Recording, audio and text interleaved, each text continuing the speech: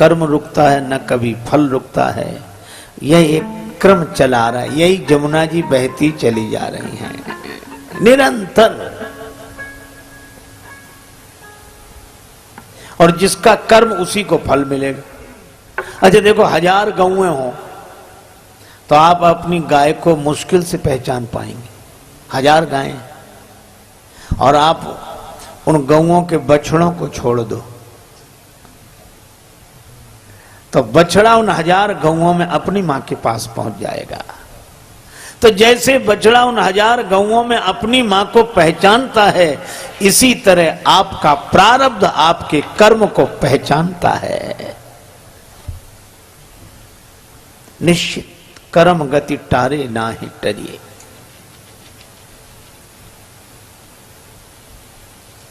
अच्छा भैया, एक जगह अखबार में खबर छपी, राम स्वरूप ने चोरी की, फलस्वरूप पकड़े गए। सो दूसरा आदमी बड़ा बोले, क्या जमाना आया, कोई चोरी करे किसी को पकड़ते हैं। चोरी राम स्वरूप ने की तो फलस्वरूप को क्यों पकड़ा?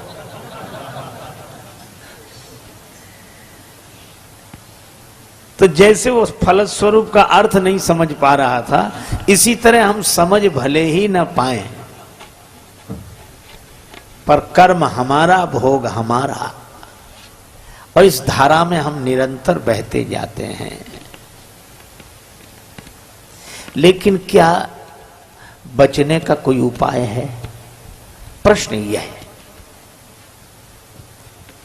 क्योंकि निरंतर कामना होगी, निरंतर कर्म होंगे, निरंतर फल होगा, निरंतर भोग होगा, और यह क्रम चलता रहेगा। जन्म से लेकर मृत्यु तक नहीं, अनेक जन्मों तक चलता ही रहता है। तो अच्छा आप ऐसे सोचो, प्रारब्ध भी 3 तरह के, इच्छा प्रारब्ध, अनिच्छा प्रारब्ध और परीक्षा प्रारब्ध। हमने इच्छा की, वस्तु मिल गई, इच्छा प्रारब्ध। कई बार लोग, अरे हम तो ये चाह ही रहे थे और आप मिल गए, बड़ा अच्छा हुआ, इच्छा प्रारब्ध। सर्दी जुकाम बुखार कोई नहीं चाहता,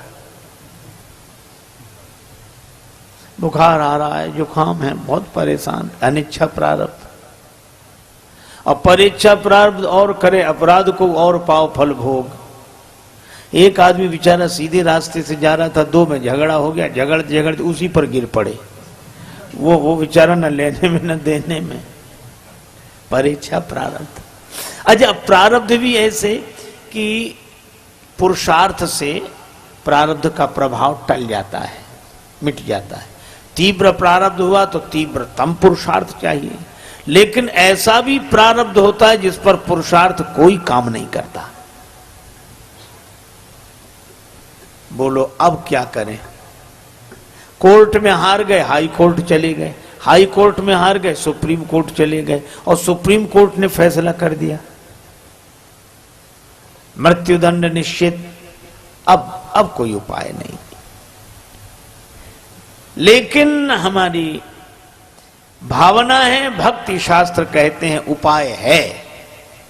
सुप्रीम कोर्ट के फैसले के बाद कोई कोर्ट भले ही न बचा हो, पर सुप्रीम कोर्ट से मिलने वाले मृत्यु दंड से बचा जा सकता है अगर राष्ट्रपति कृपा करे तो। मर्सी ऑर्डर लगाते हैं, राष्ट्रपति चाहे तो। इसी तरह मैं आपसे कहता हूं कि हमारा कितना ही तीव्रतम कर्म क्यों ना हो, प्रारब्ध भोगना क्यों ना हो, लेकिन मुक्ति मिल सकती है अगर भगवान चाहें तो। तभी आपने सुना होगा, जानके नाथ सहाय करे तब कौन बिगाड़, करे नर तेरो जानके नाथ करे जब कौन बिगाड़, करे नर तेरो जानकी नाथ साय। इसमें नवग्रहों का वर्णन है। सूरज मंगल सोम प्रभु सुत बुध यरु गुरु वरदायक तेरो राहु केतु की नाहि गम्यता संग शनिश्चर होत सबे नाथ करे जब जानकी नाथ साय। करे जब जानकी नाथ साय। कौन बिगाड़ करे नर तेरो जानकी नाथ साय। जानकी नाथ साय। नवग्रहों का वर्णन है। श्री तुलसीदास जी कहते हैं नवग्रह प्रतिकूल हो जाएं, परवाह मत करो। क्यों? नवग्रह से ऊपर भी एक ग्रह है।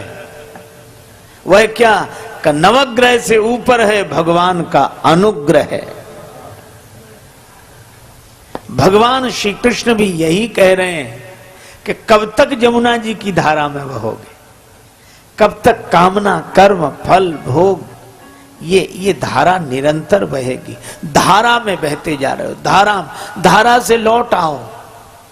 लेकिन धारा से हम लौटें कैसे? बह गए हैं धारा में।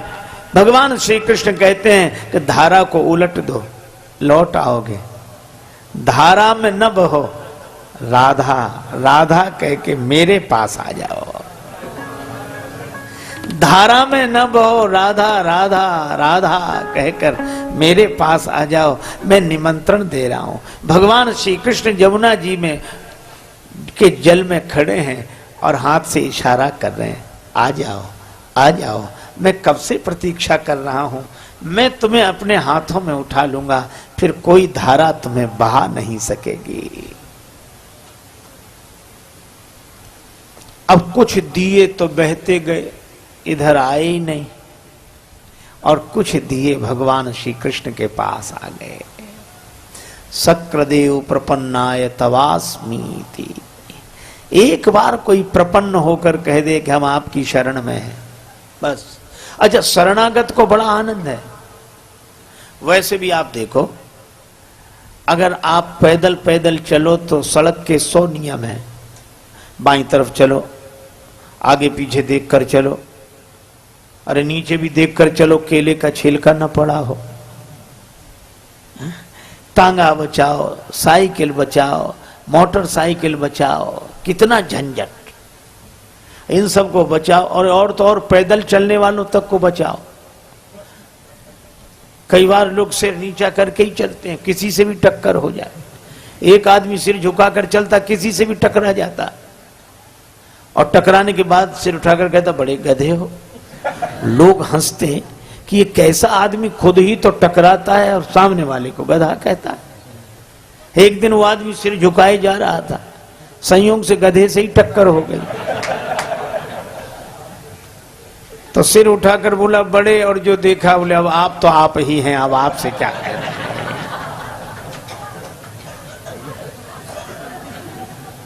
अरे इतनी समस्या, नीचे देखो तो देखो, ऊपर देखो। कुछ लोग बड़े विचित्र होते हैं। एक आदमी पैदल पैदल जा रहा था, दूसरा आदमी छत पर था, बिना देखे ही पीक चला दी, उस बेचारे के सिर पे गिरी। तो उसने हाथ जोड़कर कहा कि भाई साहब नीचे देखकर नहीं थूक सकते। तो वो क्या बोला कि तुम ऊपर देखकर क्यों नहीं चलते। उसने कहा कि अच्छा ही है कि हम ऊपर देखकर नहीं चल रहे, ने सिर का स्थान मोही ही होता। तो कितने झंझट।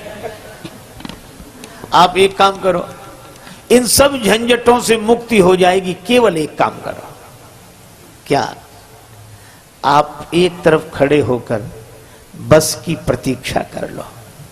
पीछे बस आ रही है, आप तो विश्वास का टिकट लेकर श्रद्धा की सीट पर बैठ जाओ।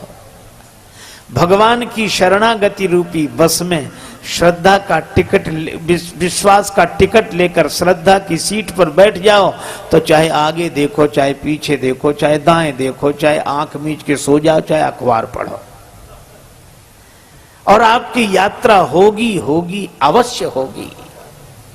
क्योंकि अब जिम्मेवारी उसकी है जो आगे बैठकर बस चला रहा है। भगवान श्री कृष्ण कहते हैं मेरी शरण में आ जाओ, सर्वधर्मान परित्यज्य मामेकं शरणं व्रज, अहम त्वया सर्व पापेभ्यो मोक्षयिष्यामि मा शुचः। मेरी शरण में आ जाओ, मेरी शरण में। अच्छा, कितना दूर देखो, हम लोग रेलगाड़ी में वही करते हैं जो घर में करते हैं। घर में भी सोते हैं, रेलगाड़ी में भी सोते हैं, रिजर्वेशन है तो सोएंगे, भोजन करते हैं, गपशप करते हैं, लेकिन घर में पड़ा रहने वाला कहीं नहीं पहुंचता। घर में पड़ा रहने वाला कहीं नहीं पहुंचता, लेकिन रेलगाड़ी में बैठा हुआ व्यक्ति कहीं बैठता है, कहीं पहुंचता है। इसी तरह हम लोग घरों में भी वही करते हैं जो श्री वृंदावन धाम में कर रहे हैं, लेकिन घर में रहने वाला कहीं नहीं पहुंचता, पर वृंदावन धाम में रहने वाला कहीं का कहीं पहुंच जाता है। जिम्मेवारी भगवान की है। भगवान कहते मेरी शरण में तो आओ, मैं बुला रहा हूं। भगवान कहते मैं खड़ा हूं। हर मंदिर में भगवान खड़े हैं, तैयार खड़े हैं स्वीकार करने के लिए, शरण देने के लिए। तो कुछ दिए भगवान के चरणों के पास आ गए। जो चरणों के पास आए उन्हें भगवान ने उठा लिया अपने कोमल कर कमलों में, और उन दियों को बुझाकर पीतांबर में भर लिया, पोटली बनाई, सारे दिए समेटकर पीतांबर में बांध लिए। और मानो भाव यह है कि तुम्हारा वजन आज से हमारे सिर पर, तुम्हारा बोझ आज से हमारे सिर पर। पोटली रख ली। मैया यशोदा ने प्रणाम किया, आंख खोली, कन्हैया प्रणाम कर। श्री कृष्ण ने प्रणाम किया। मैया बोली चलें अब? कन्हैया बोले हाँ मैया चलो, और पोटली संभाली श्री कृष्ण ने। मैया बोली इस पोटली में क्या है? कन्हैया बोले मैया किसी को किसी की पोटली नहीं देखनी चाहिए, किसी को किसी की पोटली नहीं देखनी चाहिए। मैया बोली चोर की पोटली जरूर देखनी चाहिए। और ऐसा कह के मैया ने पोटली छीन ली, गांठ खोली तो दिए बंधे थे। भगवान श्री कृष्ण सिर झुकाए खड़े थे। इनको क्यों बांधा? हमने तो बहा दिए थे। श्री कृष्ण ने कहा कि मैया लोग यही करते हैं, कर्म की धारा में बहाकर जीव को छोड़ देते हैं। ये तो बहते ही जा रहे थे, बहते ही जा रहे थे, तो लेकिन तुमने क्यों बांधे? श्री कृष्ण ने कहा मैया मेरी आदत है कि मैं किसी को बहते हुए नहीं देख सकता। मेरे सामने ही बह रहे थे, तो इनको बहते हुए मैं नहीं देख सका, तो मैं बुलाने लगा आ जाओ आ जाओ। तो सबको क्यों नहीं बांधा? कन्हैया बोले मैया मैं सबको थोड़ा ही बांधता हूँ। कहा फिर का जो मेरे चरणों में आ जाते हैं उनको मैं अपने कोमल कर कमलों में उठा के सिर पर बिठा लेता हूँ। यह भगवान। एक बार भगवान ने कहा कि देखो भक्त तू जितना मेरी ओर चलता है मैं भी तेरी ओर उतना ही चलता हूं। जे तो चले बिनी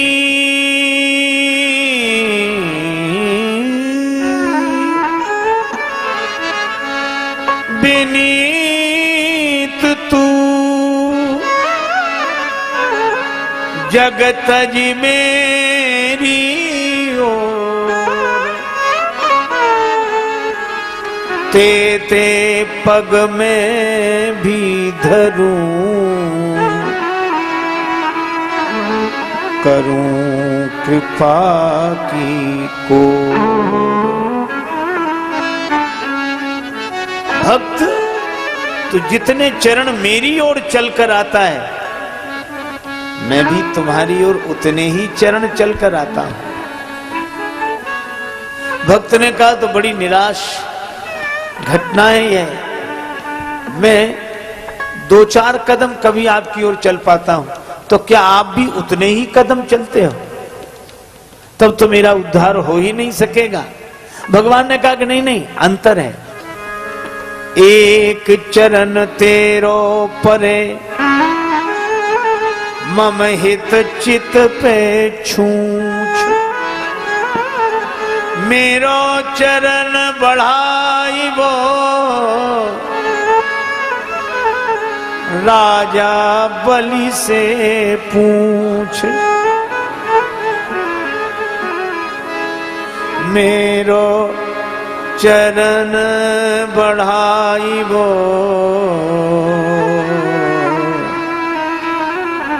राजा बलि से पूछ।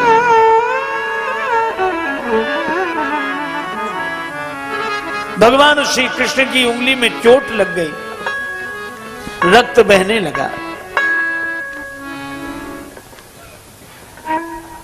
रानी महारानियां पटरानियां सभी उपस्थित थी। शोक सत्यभामा की ओर रुक्मिणी रोई धाय, बांधन को पट खोजती पटरानी अकुलाय। तब लगी देवी द्रौपदी ने देखे यदुवीर, अंगुरी बांधन को तुरत